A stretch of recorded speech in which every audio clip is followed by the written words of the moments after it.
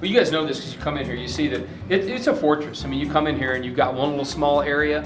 You come in the public doors, and then you walk in, you're faced immediately with bulletproof glass. And you've got to balance a welcoming environment that the public feels welcome to come into, but yet the officers are still safe to do their job in it, and we want to make sure that we have that balance done. We don't have it right now. No one feels welcome coming in there. The officers are very safe, but we want to make sure that we have a place where they can come to work, be safe. The public that is here as a witness or a victim are safe as well. But yet you walk into and you don't feel like that you just walked into a wall of people where you're not going to be listened to. And so we don't have that right now. And each one of these facilities will have a much more warm environment, if you will, a place where people can come in and feel like that, hey, this is my police department, and they're happy to see me. We're in the auditorium, which at one time was the City Council chambers, because this was originally City Hall and Municipal Square. And so we're going to go from there, and we're going to walk to. We're not going to take the whole police department tour. The area that's over here was remodeled. It's one of the last areas to be remodeled through the early 2000s, where my office is and where the crimes against person or homicide detectives are housed. So we're going to go to a few areas on the second floor, and we'll make our way down to one part of the basement. We'll go down to dispatch, and then we'll make our way back up to the first floor where patrol is. Here's our elevators. They don't make parts for these elevators anymore, and so we're not going to ride in those because that could unnecessarily prolong the tour. Our laboratory is over there. We do all of our own in-house stuff other than drug testing or DNA testing. It can't expand any further. That's as big as it's going to get.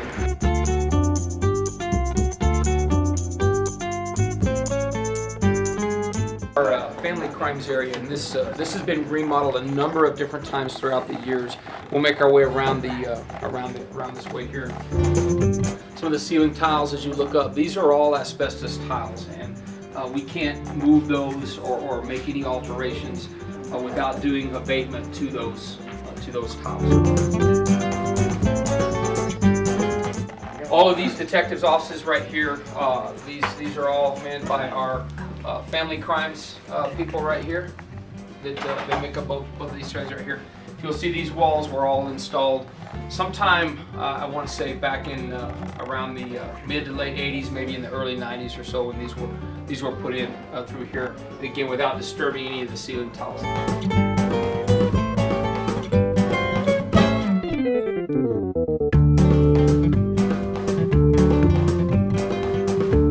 Couple things that we'll show you in here that kind of dates and ages the building.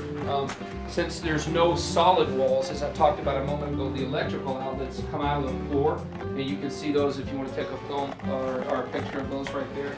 And that's why I wanted to point out the walls that you have in this office area, because they're not permanent fixture walls. They are add-in walls, if you will, not necessarily portable walls, not like a cubicle or a modern day type office complex. They're just walls that were put in to make office space out of a much larger area, so the only way to get electricity in here was to come through the floor like this.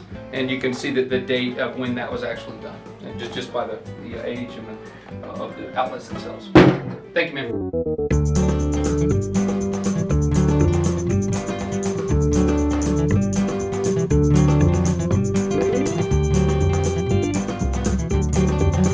You'll notice too, so whenever I talked about earlier that this was at one time 4 different buildings, which initially comprised the original, and I'm talking almost 100 years ago, the original fire and police stations on the west side of the complex, and then again City Hall and other buildings, which was 4 original buildings. They were joined into one municipal square when the second floor was added, and you can see where that basically the buildings were a little bit different height, I believe, and you can see the floor kind of creates that a bit of a sloping pattern right there, and you're stuck with having to run the wires wherever you can find a spot to push those through.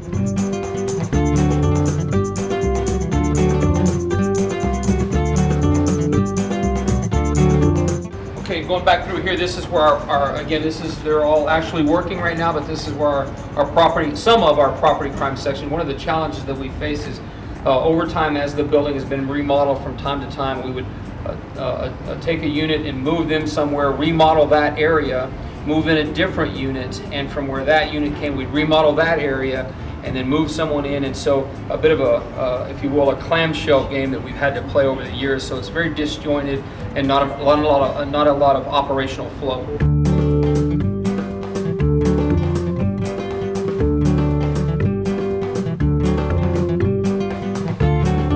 Notice a lot of the tiles that you have up here. Again, these are all asbestos tiles, and again, so no remodeling beyond just paint on the walls can be done through here. And so you can see as far as cramped quarters back here, this is, go ahead and kind of take a spot through here. We won't focus too close on stuff on the desk. But this is how many detectives that we basically fit into this given area. Where when I was over here as a young detective, there were 2 or maybe 3 people in this office at the most.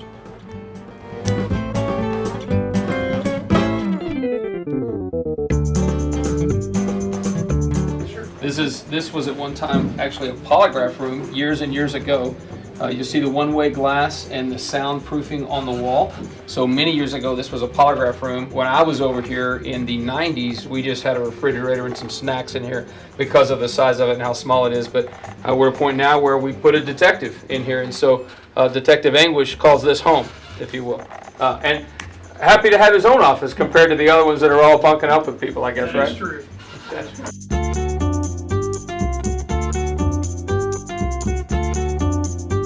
What you can see, clearly you can see that side of the building is where a lot of remodeling has been done over the years. Now you're at the back of the building, kind of that was the face of it. Now we're at the rear of it, where we don't do nearly the level of remodeling, because this is all unusable space. And so when you hear that overall the building has 100,000 square feet, 62,000 square feet, or whatever it is, much of that is not usable, and I'll show you why as we go back into what is the old jail cells, and I'll again caution you. You'll see a lot of this stuff on the side. This is all of this paint. Everything is all hot for asbestos. We encourage people not to lift the walls and to be very careful as you walk through. But it's not going to hurt you if you're just walking through. We're still upstairs, and these cells right here were at one time group cells. So you can walk around, take a look at them. We use them for some storage right now. And when we leave here, we'll go down into what was the old jail. And the significance here is, while 2/3 of this building is allocated for the police department, this is a very large chunk that we can't use because we can't remodel these cells. Aside from the asbestos and everything, we can't do anything with those. I mean, there's nothing that we can do to make these usable space.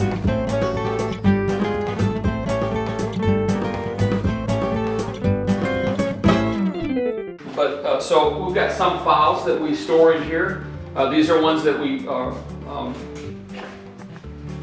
keep on a little bit of a short-term basis, but that we keep and that we will occasionally come back and use and get to. This is one of 2 group cells that were up on the 2nd floor. You see there's a catwalk around it.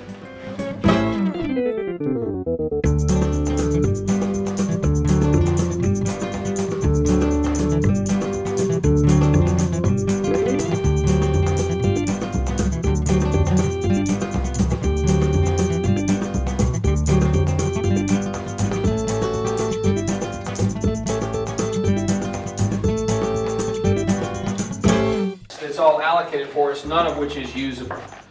This is where we would place female arrestees. We're back in this hallway right here. We have some stuff stored.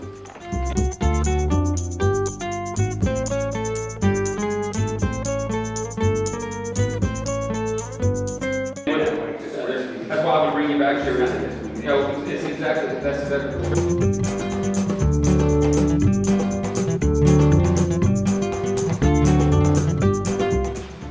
Squatters' rights type of a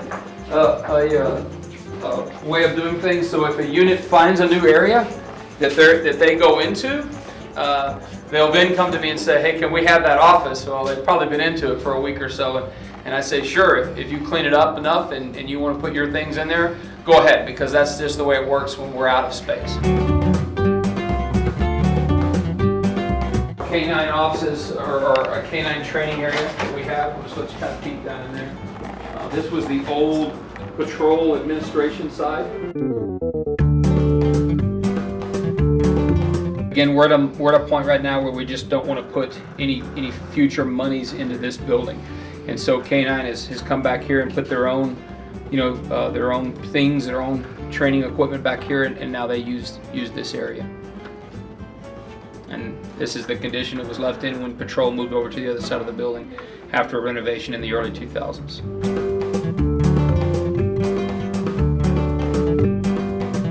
This is actually the previous, or well, I guess the current bicycle room. There's some more back that way.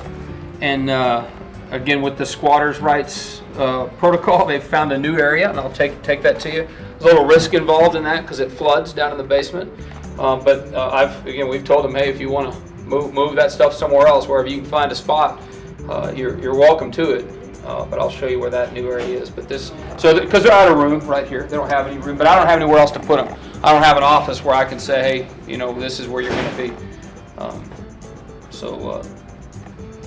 They make do with the best they can, for sure.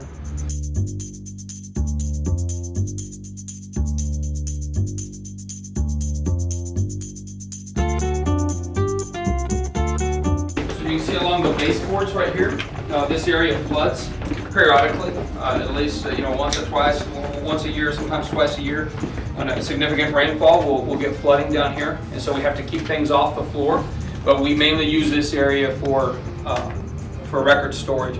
And when I was a young officer, this was where the briefing room was, and I'll show you that area here.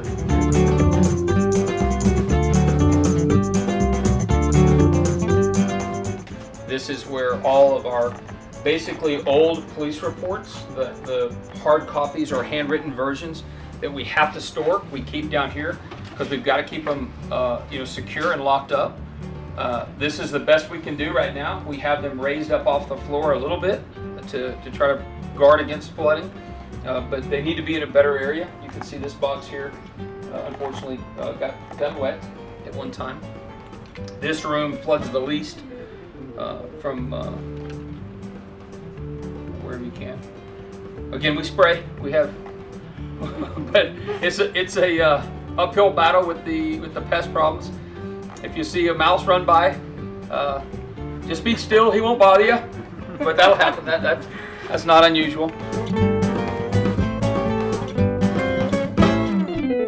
What's the one kind of case, the one kind of report that we can never get rid of? You're on the right track. It's murder cases, right? So we refer to this as the murder room. So all of our old cases, every police report, not the evidence, it's stored in the property room, but all of the old reports and documents and everything from not just cold cases, but all of the solved murders, every homicide that's happened, we keep those documents in here. And so as important as these are, they're on tables and they're up off the floor. We can't let anything happen to these evidentiary documents. They need to be in a better place than an old locker room is what you're in right now. This is, back long before the days of a fleet car program, this is where the officers would show up every day and they would put on uniforms and turn out into the briefing room. But this is where they're stored because this is the area that we have available. We're trying to make the best use of space that we can. And these date all the way back. There's cases back into the 70s, back into the 60s. They're all in this room right here.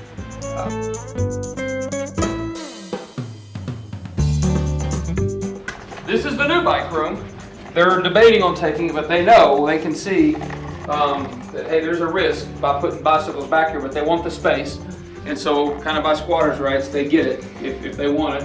And they're looking at moving the bicycle operations down here. I think they're probably going to store most stuff up there. They know if they give that room up and someone else gets it, they lose it. This is sort of how it works around here when you're in limited space.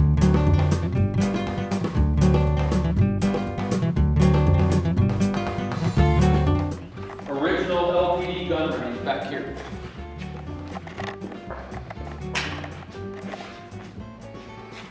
And it's of course been cleaned up when we first 2-3 years ago or more, give or take. I can't remember how. It was full of old equipment equipment, trash, just quite frankly some pretty decent memorabilia.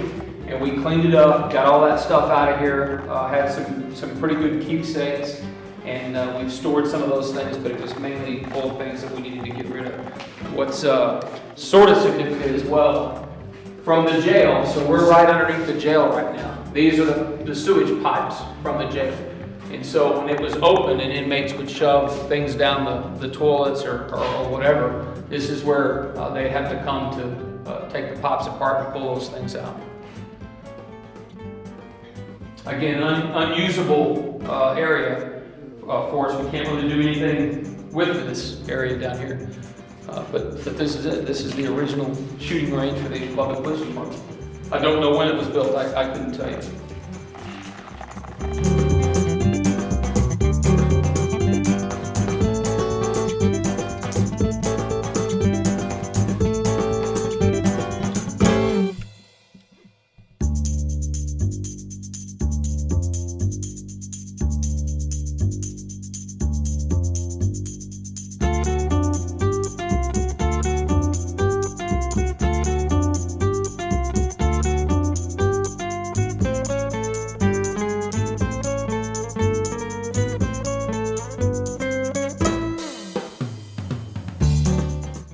So right here you can see where the foundation is cracking and sinking in, and with the ceiling height there's nothing that can be done to remediate this. And water comes in and goes down into the basement. Dispatch is right there below that. And so phone lines and 911 lines, everything that goes in here, that's a bit of an issue for us. Sort of a matter of time. We're waiting to see how bad that's going to be. We don't really know yet, to be honest with you. I'll show you another one when we get back up, but that's one of the most significant structural issues that we're facing right now. It's sort of a serious problem. We know it's serious, don't really know how serious, but there's nothing we can really do about it right now.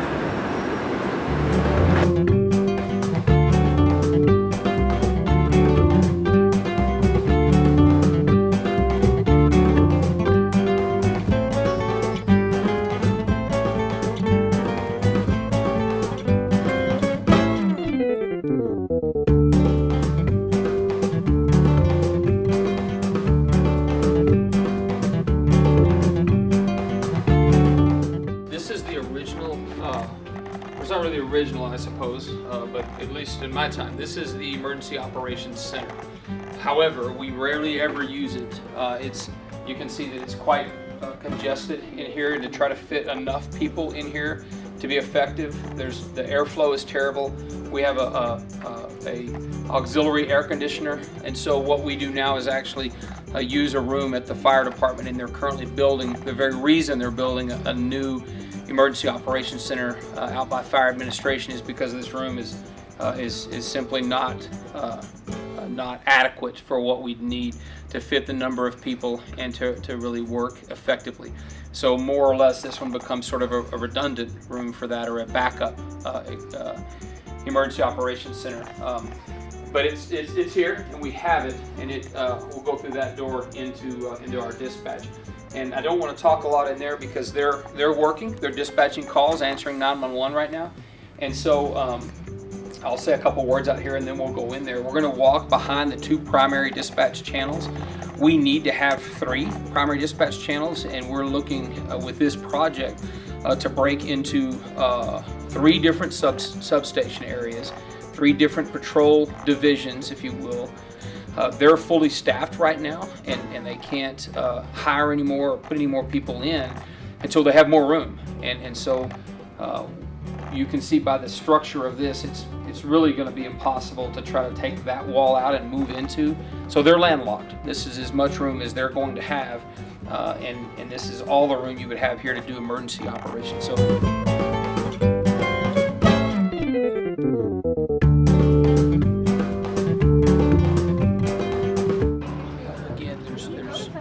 Right now the city is divided into 2 sectors, patrol sectors, north and south. North is right here, and south is over to my right. And then behind that is is secondary channels where they check warrants or they call for tow trucks or they ask for additional information, things like that. And then 911 operators are against that wall as well as over here. All 911 calls come into this room, and then they're farmed out whether you need EMS or fire or anything like that.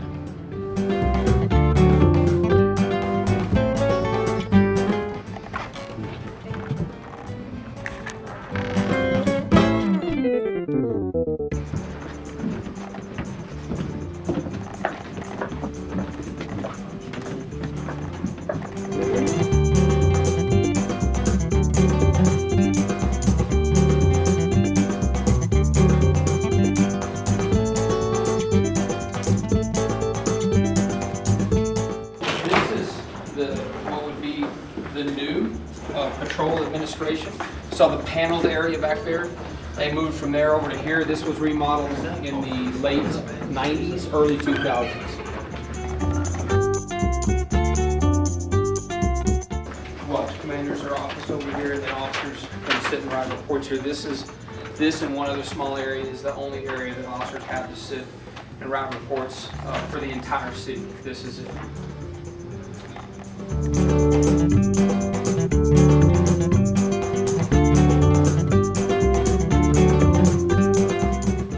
For all 200, well actually it's closer to 300 people that are assigned to the patrol division. Now that includes the assistant chief, all the captains, traffic, and all of that.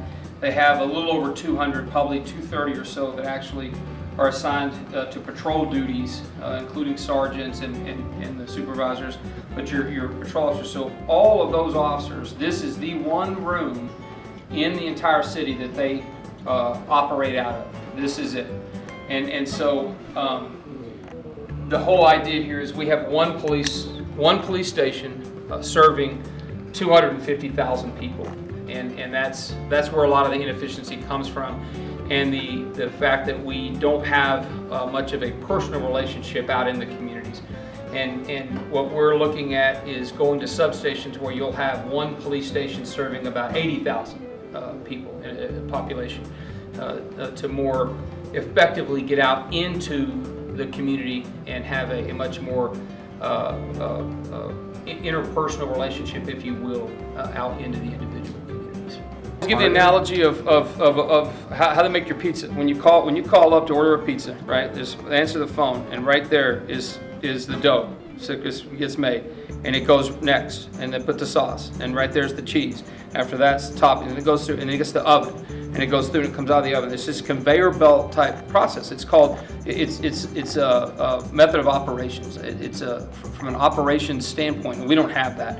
We lack that assembly line process, if you will. Sometimes when someone asks me about the status of a report, if you count your steps, I get my steps in for the day looking for that thing, because it can go all across this building. Again, we told you upstairs when we looked through it, I've got property crimes in 3 different locations. I've got, depending on whether or not if the crime that we're investigating has to deal with, is there a person that's a victim, or is it a piece of property that's a victim? All these things are disjointed. And we want to bring together a very geographic approach so that you know that you have, you give me your address and I can find that report. I can find all the individuals that have touched that a lot quicker, a lot more efficiently. And we want to set up, every company, every organization follows that kind of premise.